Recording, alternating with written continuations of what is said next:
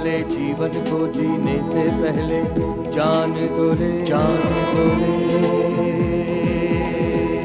सूरत के पीछे छिपी हुई असली सूरत पहचान तो ले।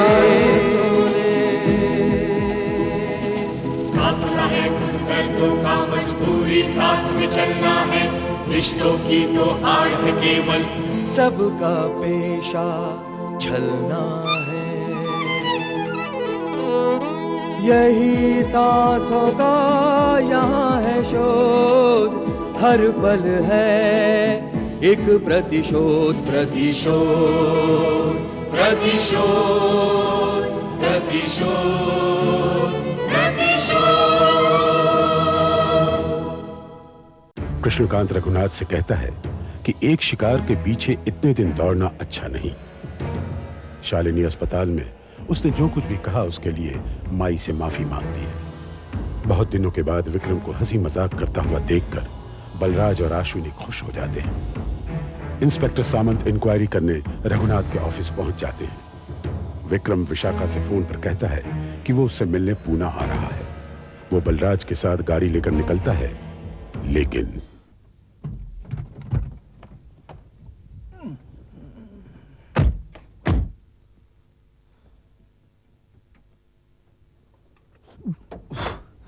यार ये तुम्हारी गाड़ी का इंजन भी बिल्कुल तुम्हारे दिमाग की तरह है, हमेशा गर्म होते रहता है।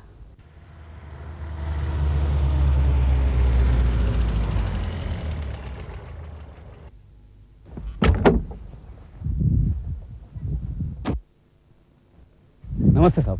अरे नारायण तुम यहाँ? अच्छा हुआ, जरा देख तो इसे। क्या हुआ? घर से फोन आया था कि इस गाड़ी में पेट्रोल कम है। आप ऐसा कीजिए, आप ये गाड़ी लेके जाइए, ये चाबी है। ठीक है, तुम फैक्ट्री से लोगों को बुला लो, इसको देख लो जरा क्या है। हाँ? ये घर से किसने फोन किया था तुमने? देखो मुझे विशु से मिलने जाना, लेट्स नॉट वेस्ट टाइम। अरे हाँ हाँ चल तो रहा हूँ, तू गाड़ी तो शुरू कर। चल।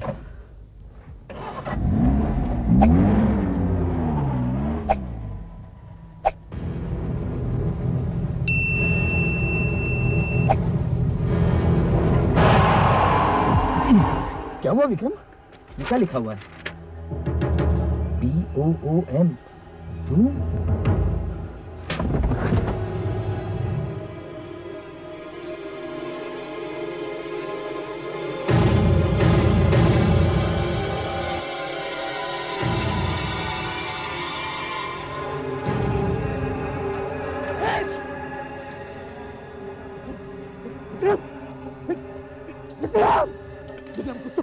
कुछ तो बोल यार। विक्रम!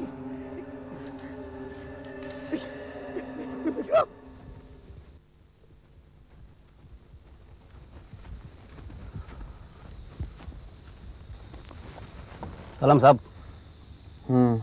साहब मेरे पैसे। विक्रम बच गया, फिर भी पैसे मांग रहे हो। लेकिन साहब अंदर आकर बैठो।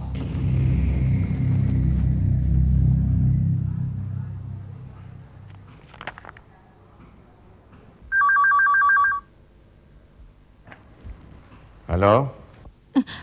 हेलो, मैं बोल रही हूँ। कुछ सुना आपने? क्या? विक्रम कार में जा रहा था और बम फट गया। What? हाँ, आप जरा पूछताछ कीजिए। वो कैसा है? कहाँ है वो? किस हॉस्पिटल में है? एक मिनट तुम जरा शांत हो जाओ। इस तरह रोते नहीं है, मैं अभी पूछताछ करवाता हूँ। उसे कुछ हो गया तो मैं। उसे कुछ नहीं होगा, मैं पूछताछ करवा के तुम्हें फोन करता हूँ। ओके? जल्दी फोन कीजिए, मैं इंतजार कर रही हूँ। हाँ ओके। जब विक्रम पर गोली चली थी तब भी आपने स्टेटमेंट लिया था, और आज जब बम फटा है तब भी आप स्टेटमेंट ले रहे हैं। और कितनी बार स्टेटमेंट लेंगे आप? 2 बार विक्रम की और 1 बार उसकी बहन की जान लेने की कोशिश की गई है, बस यही दोहरा रहा हूं मैं। हमारी भी कुछ मजबूरियां हैं बलराज। एक अरेस्ट उतना आसान नहीं होता जितना आप सोचते हो। देखिए हमें सिर्फ शक है, मगर सबूत। शक है तो मैं हूं, विक्रम की मां है वो।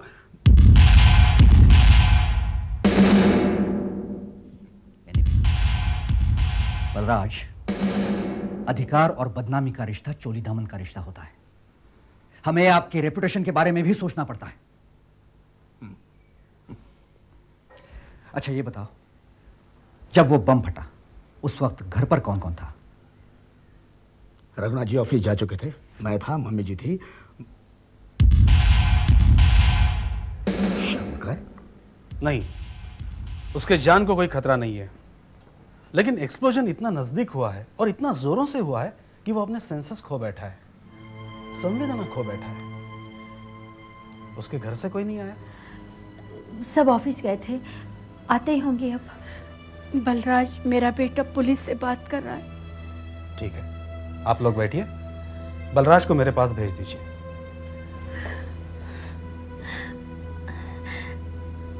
ये सब क्या हो गया माही? क्या हो गया? नारायण को तुमने फोन किया था गाड़ी खराब है करके? नहीं साहब। क्या तुम ये जानते थे कि वो कौन सी कार लेके जाने वाला है? जी नहीं। और तुमने उसी की वायर्स निकाल कर रख दी?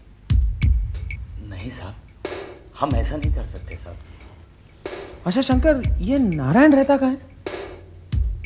हमें नहीं मालूम साहब। अच्छा, अस्पताल में वो लड़की, क्या नाम है उसका? विशाखा सर। हाँ, उस पर जो हमला हुआ, उस आदमी को उसके बाद कहीं देखा है तुमने? नहीं साहब।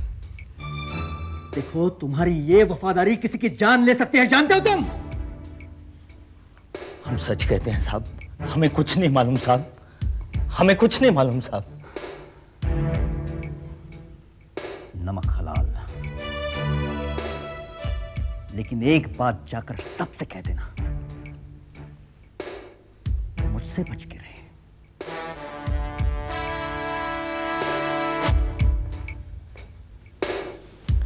शंकर, तुम एक काम करो, ये कार्ड रखो और जरूरत पड़ने पर हमें फोन कर देना, ठीक है?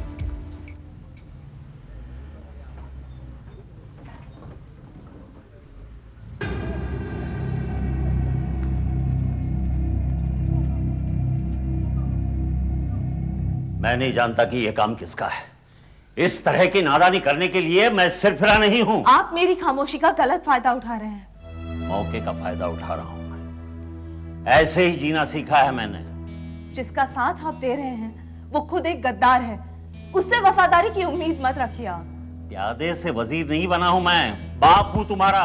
मुझे नसीहत मत दो। एक बात आपको याद दिला दूं मैं, आप अपनी औकात भूल रहे हैं।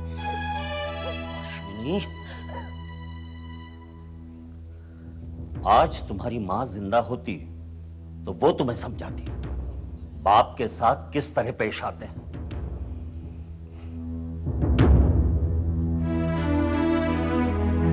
ये विक्रम बहुत ही जज्बाती इंसान है इंस्पेक्टर साहब। जरा से बदलाव से बिखर जाता है।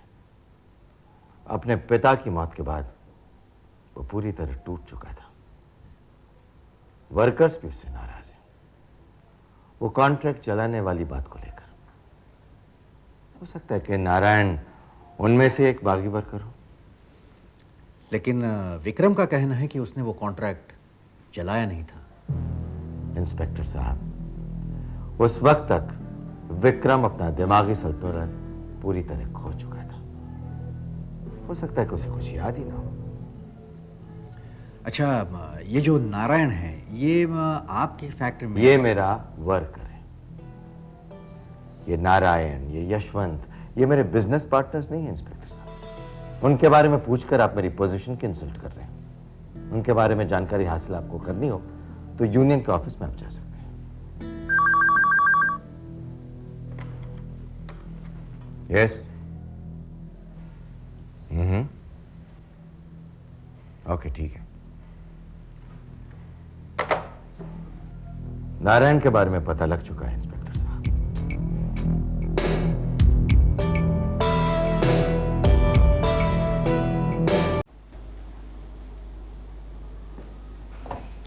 डॉक्टर साहब, डॉक्टर साहब। यस। नो, आप उन्हें नहीं मिल सकते। He is under observation. पर हम कम से कम उन्हें देख तो सकते हैं। आई एम सॉरी।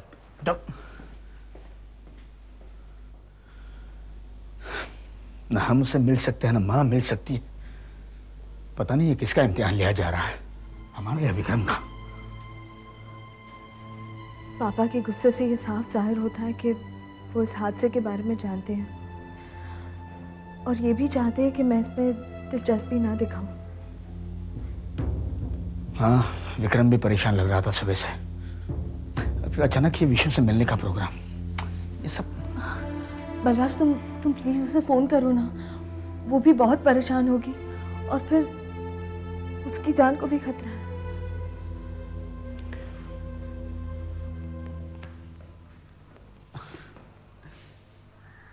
क्या बात है, इस तरह क्लासरूम में अकेले क्यों बैठी हो? अरे हाँ, तुम्हारे भैया नहीं आए अब तक? नहीं। तुम उन्हें फोन क्यों नहीं करती हो? शायद कोई प्रॉब्लम आ गया होगा, कहा था कोशिश करूंगा आने की। हो सकता है। खैर, let's go to canteen. Okay. सुनो, अमर की कोई खबर? नो। ठीक है। ओके, मैं चलता हूँ। बाय। बाय।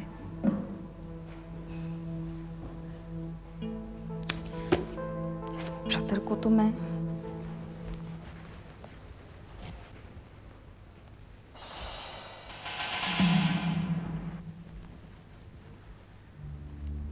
ये काम किसी प्रोफेशनल का है। देख रहे हो, बदन पर कहीं और कोई निशान नहीं, घाव नहीं, नाप तोलकर सिर्फ गला काटा है। क्योंकि ये जानता था कार में एक्सप्लोजिव्स किसने रखे हैं।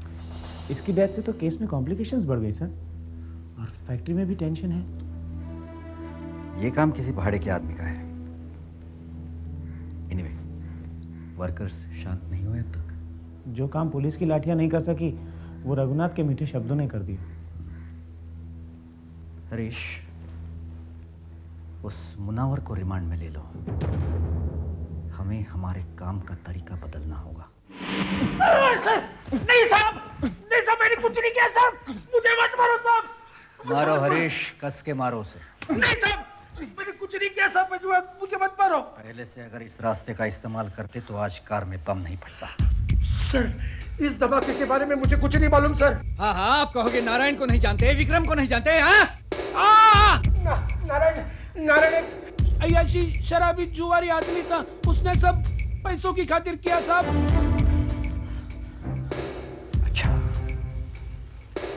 इसका मतलब तुम जानते थे कि नारायण ये करने वाला था? नहीं सर, मैं कुछ नहीं जानता था सर। मुझे जेल में बंद करके रखो, बाहर मेरी मौत मेरा इंतजार कर रही है। अब जाओ, लेकिन 2 दिन बाद आना, सच बताने की ताकत जुटाकर, वरना वो हाल कर दूंगा ना तेरा, सुबह का डिब्बा भूल जाएगा तू, समझा? चल निकल। ये शहर से भागने की कोशिश करेगा, इस पर नजर रखो। सर। और वो विक्रम को होश आया? नो सर, हमारे कहने से तो उसकी कंडीशन नॉर्मल नहीं हो सकती। जितना आप लोगों को टेंशन है उतना हमें भी है, आखिर वो हमारा पेशेंट है। लेकिन डॉक्टर साहब, ये इंतजार, ये सब कब तक चलेगा? What can I say, mister Balraj? उसके बॉडी के सभी फंक्शंस अभी नॉर्मल हो रहे हैं, लेकिन ब्रेन अभी कोई कमांड देने की कंडीशन में नहीं है। क्यों ना हम उसे किसी बड़े हॉस्पिटल में ले चलें? जैसा आप ठीक समझे, लेकिन कोई भी दवा उसे होश में नहीं ला सकती। आई होप मैं जो कुछ कह रहा हूं आप लोग समझ रहे हैं। मैं तो कहता हूं ये इंस्पेक्टर मुझे नहीं छोड़ने वाला। अरे मुझे तो क्या, हम में से किसी को नहीं छोड़ने वाला। या तो उसका बंदोबस्त करो या फिर मुझे गांव भेज दो। अरे 2 हाथ क्या पड़े, तुझ पर से वफादारी का भूत ही उतर गया। मुनावर, बचपन में बकरी का दूध पिया था क्या? देखिए, हम ये बहस बाद में भी कर सकते हैं। कृष्णकांत जी, गोली चलने तक ठीक था, लेकिन ये बम का फटना और विक्रम का इस तरह से बेहोश रहना, देखिए कानून हम में से किसी को नहीं छोड़ेगा। और वो तो विक्रम कपूर है। आज अगर विक्रम की मौत की खुशियां मनाते रहते तो खूब झूम झूम कर नाचते गाते, और अब वो बेहोश है तो तेरे होश क्यों उड़ रहे हैं?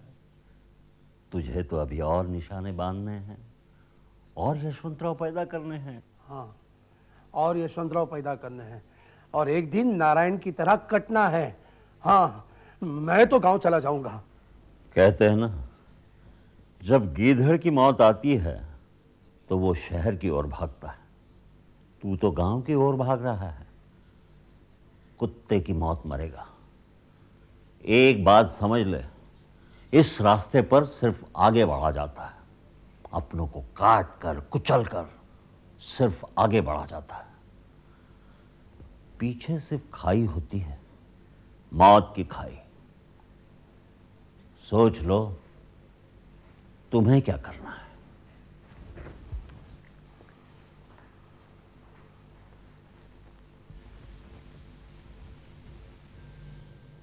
Hi. Hi. Are you still worried? देखो, परेशान होने से कोई फायदा नहीं है।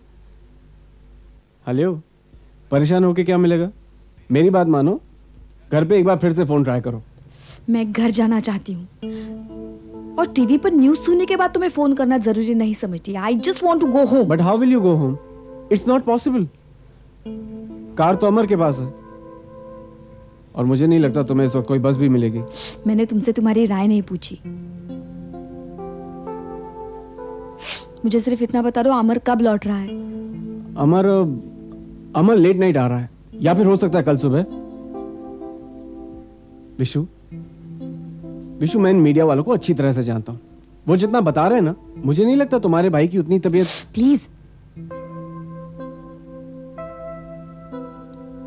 कल सुबह तुम्हें कॉलेज जाना है। Good night. Okay, good night. Vishu, if you need my help, you can call me. Okay? Take care. Well, I know madam कि ये कोई सही वक्त नहीं है आपसे कोई सवाल पूछने का, लेकिन क्या करूं, मुझे मेरी ड्यूटी तो करनी ही पड़ेगी। क्या है कि हम पुलिस वालों को किसी भी तरह सच को जानना तो बहुत ज़रूरी होता। आप अपनी ड्यूटी पूरी कीजिए। मैं खुद चाहती हूँ कि जिन लोगों ने ये काम किया उनको पकड़ने में मैं आपकी मदद करूं। Oh, thank you very much madam. अच्छा मैडम, मुझे आप ये बताइए कि पिछले कुछ दिनों से कोई थ्रेट कॉल्स या फिर विक्रम को अपसेट करने वाले कॉल्स आपके घर पर आ रहे थे? कुछ दिनों से विक्रम घर पर नहीं है। ओह, ऐसे। अच्छा, हाथ पर गोली लगने के बाद तो विक्रम अस्पताल में था। उसके बाद कहाँ गया था वो? आपके किसी रिश्तेदार के घर या फिर आप ही के किसी दूसरे बंगले पर? वो बलराज के घर पर था। ओह, अच्छा। ये बलराज की फैमिली और आप लोग फैमिली फ्रेंड्स हैं? जी नहीं, बलराज की माँ माई गजेंद्र नाथ जी की दूर की रिश्तेदार हैं। गजेंद्र नाथ जी? जी। यानी विक्रम के पिता? जी हाँ। बलराज विक्रम का बचपन का दोस्त है और विक्रम का बलराज के घर पर बचपन से आना जाना रहा है। ये बलराज विक्रम का इकलौता दोस्त है या और भी कोई दोस्त हैं उसके? बलराज और अश्विनी दोनों विक्रम के बचपन के दोस्त हैं। अच्छा मैडम, अभी एक पर्सनल सवाल पूछता हूँ। अभी आप ही ने कहा कि पिछले कुछ दिनों से विक्रम घर पर नहीं था, क्यों? अश्विनी ने या बलराज ने उसे मना कर घर पर लाने की कोशिश भी नहीं की? वो आपसे या घर वालों से झगड़ कर बाहर निकला था? किस बात को लेकर हुआ था ये झगड़ा? Oh, I am sorry madam, I am really very sorry. आप प्लीज आराम कीजिए। Thanks for your cooperation, please. I am sorry.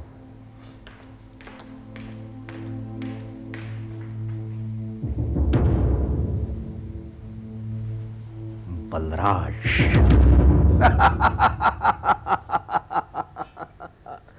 Krishnakant, बचपन में उसके साथ इस तरह से तुम पेश आए होते ना, तो आज अश्विनी की जबान ऐसी 1.5 गज की नहीं होती। रघुनाथ, मजाक नहीं है। इस खेल को अब बहुत जल्द खत्म करना होगा। मुनावर तो कह रहा था वो लोग कुछ भी कर सकते हैं। अच्छा, क्या कह रहे थे इंस्पेक्टर सामंत तुम्हें? है जी, वो कह रहे थे कि सबसे कहना मुझसे बच के रहें। अच्छा,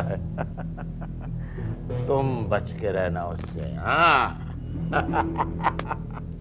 मौका अच्छा है, अस्पताल में ही सुला देते हैं उसे। अगर विक्रम मरा ना तो शालिनी सारी प्रॉपर्टी ट्रस्ट के नाम कर देगी और हमारे हाथ में आएंगे सिर्फ नट बोल्ट्स। कृष्णकांत,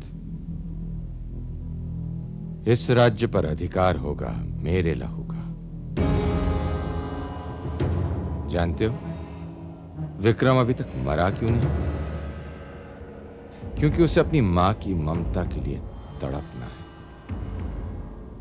अपनी बहन की चीखें सुननी है।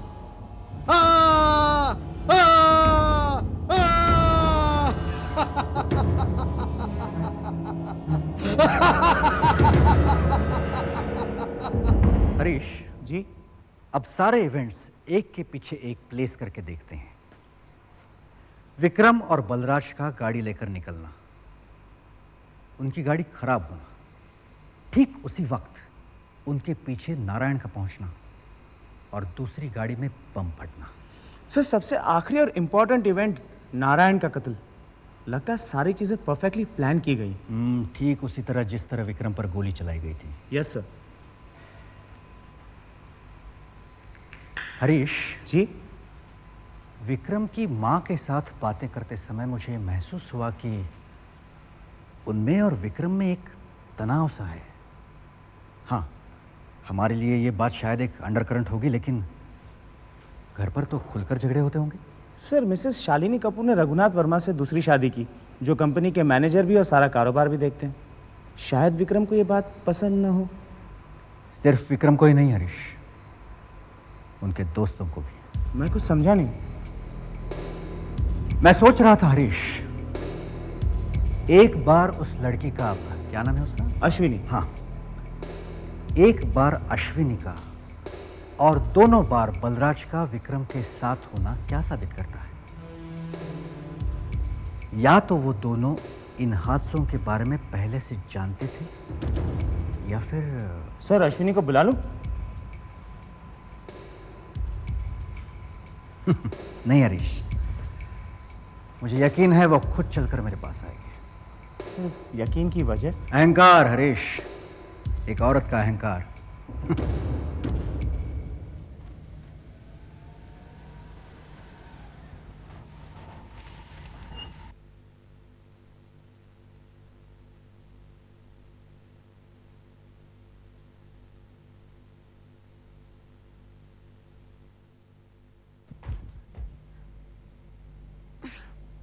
अमर, अमर, come on.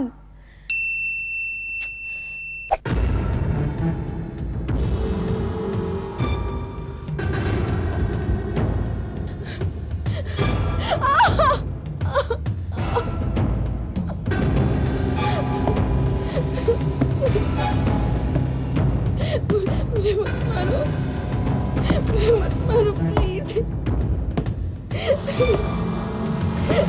Help me! Help me, please!